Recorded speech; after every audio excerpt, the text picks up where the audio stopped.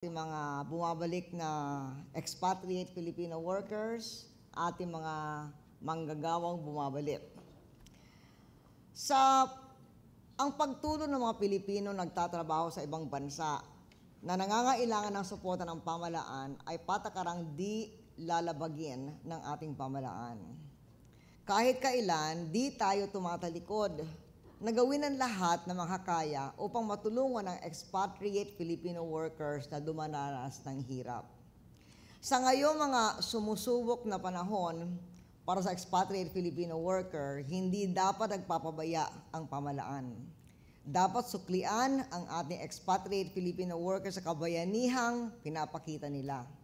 Moral na tungkulin ng pamahalaan at inisyatiba ng patakaran ang mabilisang pagdugon sa agarang pangangailangan nila. Sa ngayon, it is only a trickle of our overseas Filipino workers or expatriate Filipino workers that have lost their jobs because of the world financial crisis. In fact, some of these have already found new jobs.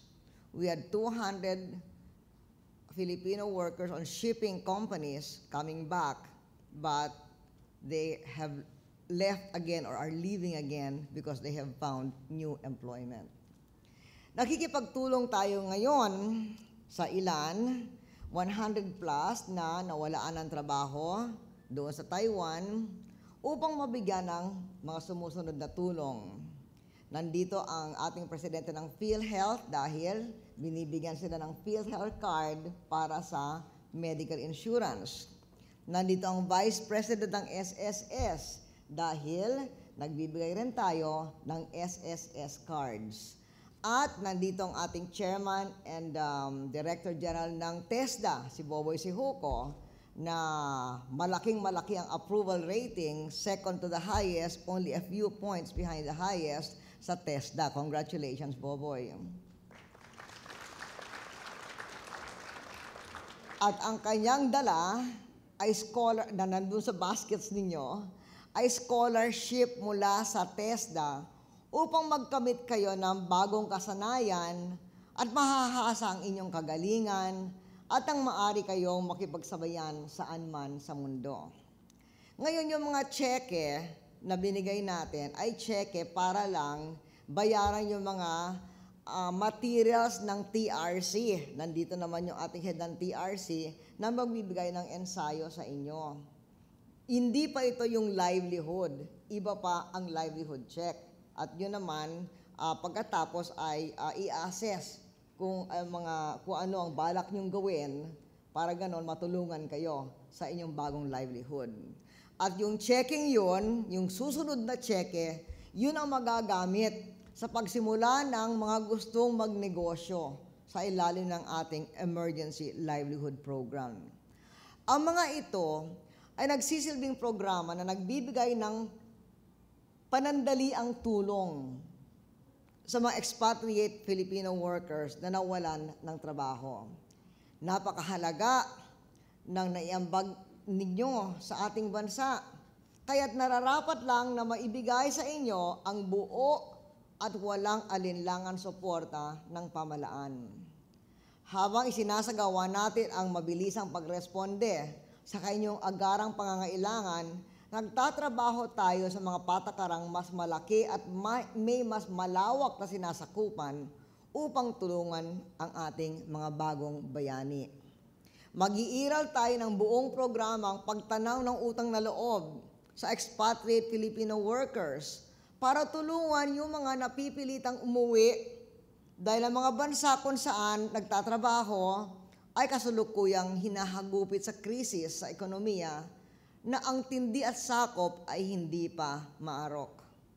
Ang Department of Labor and Employment at ang OWA ang mangunguna sa pagtutupad nitong payback program ng gobyerno para sa mga expatriate Filipino workers. Ang unang bahagi nitong programang pagsusukli ay ang pagtatag ng Filipino Expatriate Livelihood Support Fund sa halagang 250 million pesos mula sa OWA at kung kailangan, suportado ng mga ahensya ng gobyerno na magpapahiram ng pera. Ang mga expatriate Filipino workers na nawala ng trabaho ay makakakuha sa pondong ito, pautang, para tumulong sa pagsisimula ng negosyo, pagpapatuloy ng pag-aaral, o pagkamit ng kasanayan, o sa panimulang kapital sa anumang gawaing pangkabuhayan. Dapat gawin agad ng DOLE ang implementing guidelines. Kailangan simple lang ang mga alintuntuning dapat upang makapangutang kaagad.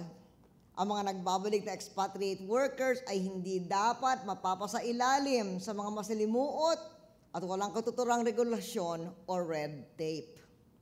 Inatasan ko ang DOLE at OWA na makipag-ugnayan sa mga ahensya ng pamahalaan, kaya nakipag-ugnayan sa TRC, para sa ekonomiya at pamumuhunan upang matukoy ang mga negosyong maaring pasukin ng mga nagbabalik na expatriates.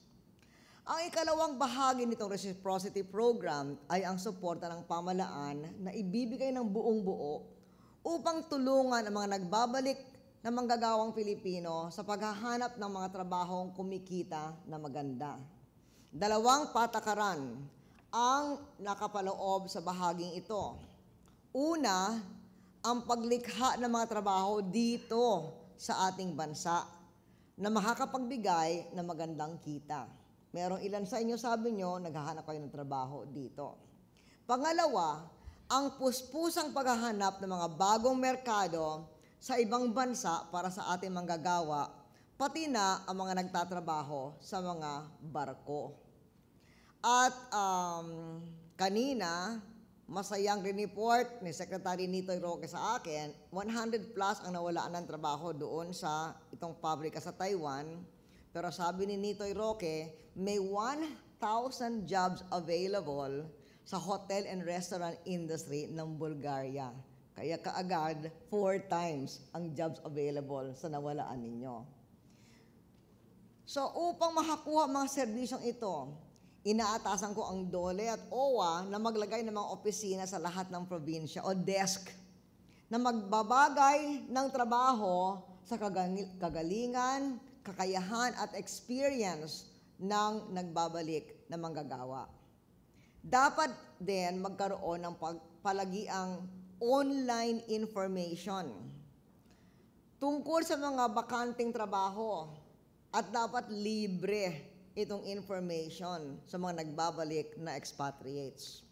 At para sa ating bumabalik na expatriate Filipino workers na gustong lumipat ng ibang mga bansa kung saan kailangan ang inyong kaalaman at kagalingan, inaatasan ko, bukod pa dito sa Bulgaria na 1,000 jobs available kaagad sa hotel and restaurant industry, inatasan ko, gumawa ko ng administrative order na ang Philippine Overseas Employment Administration ay dapat magtupad ng isang marketing blitz upang lumawak ang merkado para sa Filipino expatriates. So again, the government, even if it's only a trickle of our workforce that's coming back, the government will not sit idly and do nothing for our modern-day heroes in this time of great economic uncertainty. Hindi papabayaan ng pamahalaan ang ating mga bagong bayani sa panahong ito na walang katiyakan sa ekonomiya. We assure you of full and unequivocal support. Sa inyong lahat, ating returning expatriate Filipino workers, good luck sa inyong bagong hakbang ng inyong career path. Maraming salamat sa inyong lahat.